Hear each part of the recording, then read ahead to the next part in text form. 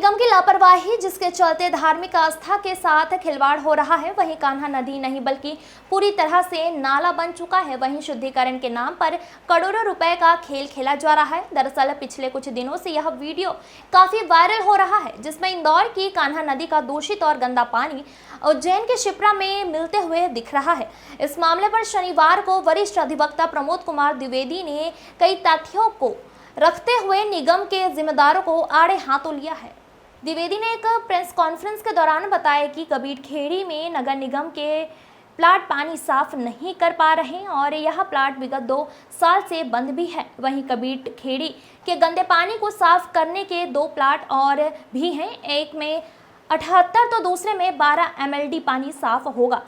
वहीं यह दावा भी किया जा रहा था कि यह दोनों ही प्लाट विगत 2 साल से बंद ही पड़े हैं। फलस्वरूप 90 MLD का गंदा पानी शिप्रा नदी में मिल रहा है। वहीं अधिवक्ता प्रमोद द्विवेदी ने आरोप लगाते हुए कहा कि त्रिवेणी घाट शिप्रा नदी के पानी में यह गंदा पानी मिलकर शिप्रा नदी के पानी को भी पूर्ण रूप से गंदा कर रहा है। जबकि उज्जैन की शिप्रा नदी धार्मिकता और आस्था की पावन नदी है।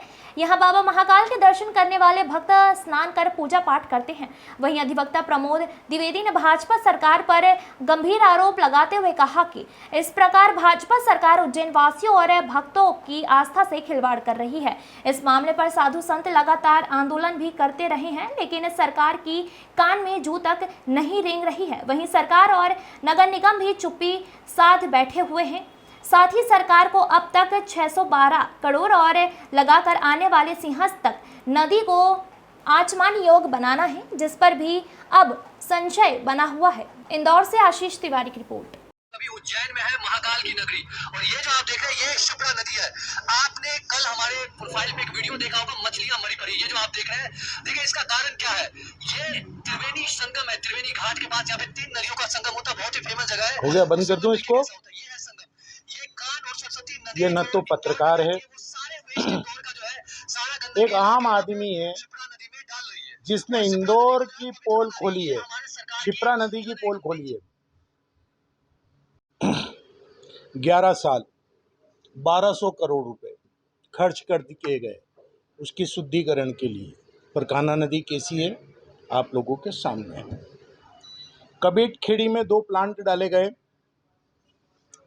90 MLD पानी गंदे पानी को शुद्ध करने के लिए।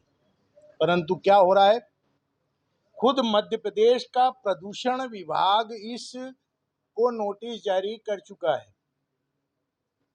इसी सिस्टम को लेकर के मध्य प्रदेश की इस नगर निगम को केंद्र की सरकार ने इनाम भी दिया है। 2 साल से कबीरखेड़ी का ये दोनों प्रोजेक्ट बंद है, अर्थात पानी शुद्धिकरण नहीं हो रहा है। एक में 78 MLD पानी शुद्ध होना था, दूसरे में 12। इस प्रकार से 90 MLD पानी रोज प्रतिदिन गंदा पानी साफ होना था, लेकिन दोनों प्लांट बंद है। अप्रैल 2022 से बंद है। अप्रैल 2022 से बंद है। जब बंद है तो गंदा पानी साफ कहां से हो रहा है? ये गंदा पानी सीधे सीधे शिप्रा नदी के त्रिवेणी घाट पे मिल रहा है। शिप्रा नदी धार्मिक आस्था का केंद्र है। महाकाल लोक बना दिया गया, ढिंडोरा विश्व में पीठ दिया गया। 12 ज्योतिर्लिंगों में महत्वपूर्ण महाकाल के दर्शन करने के लिए लोग लाखों दर्शनार्थी आने लगे। दर्शन के पहले शिप्रा नदी में पुण्य नदी में स्नान करना मतलब अपने आप को शुद्ध करके भगवान महाकाल के दरबार में ले जाने के लिए हाजिर होने का मतलब होता है। उस शिप्रा नदी के त्रिवेणी घाट पर, राम घाट पर, मंगलनाथ मंदिर के चारों कोने में हजारों मछलियां जब मरने लगी तो लोगों ने सोचा कि ये नदियों के पानी के अंदर मछलियां कैसे मर रही हैं। तब इसकी तहकीकात की। साधु संत 2 साल से लगातार अनशन कर रहे हैं। मध्य प्रदेश की सरकार एक पर एक दावे कर रही है, नगर निगम एक पर एक दावे कर रही है। और दावे की हकीकत यह है कि ये आस्था के साथ खिलवाड़ हो रहा है। आप उन्हें ड्रेनेज के पानी के अंदर स्नान करने के लिए मजबूर कर रहे हैं।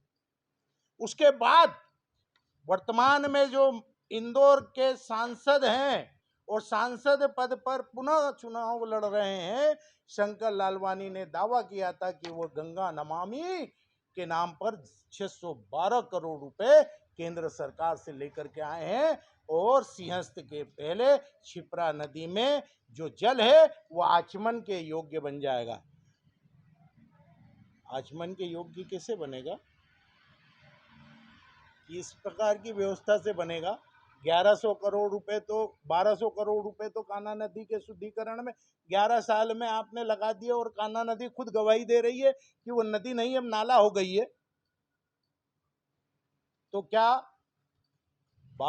612 करोड़ रुपए जो ये कह करके लाया गया है कि यहाँ की कुछ नदियां गंगा नदी तक में जाती हैं और उनसे मिलती हैं, उन्हें पहले शुद्ध किया जाएगा। मैं पूछना चाहता हूँ कि कहाँ पर जाती है वो गंगा नदी, कहाँ से प्रकट होती है? अरे भारतीय जनता पार्टी की ट्रिपल इंजन की सरकार ये बता दे। खुद हाई कोर्ट में वो बता चुकी है कि जो क्षिप्रा नदी है वो त्रिवेणी घाट पर है, परंतु जो क्षिप्रा नदी का उद्गम स्थल है वहां से वो लापता है। 7 किलोमीटर दूर जाकर के क्षिप्रा नदी अस्तित्व में आती है। यह हाईकोर्ट में मध्य प्रदेश की सरकार बोल चुकी है। तो गंगा नमामि के नाम पर 612 करोड़ का खेल और होने वाला है। और ये अभी जो धार्मिक आस्थाओं से खिलवाड़ किया जा रहा है, ये मध्य प्रदेश की जनता के सामने हम कोने कोने कोने तक ले जाएंगे।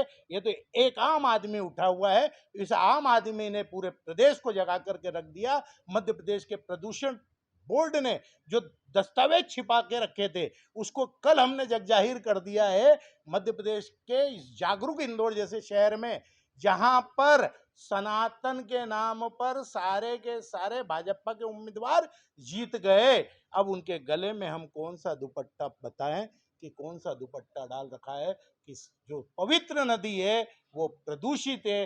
गंदे पानी, इंदौर का गंदा पानी, नाले का पानी क्षिप्रा नदी में मिल रहा है और धार्मिक आस्था आहत हो रही है। ये धार्मिक आस्था जब किसी व्यक्ति की आहत होती है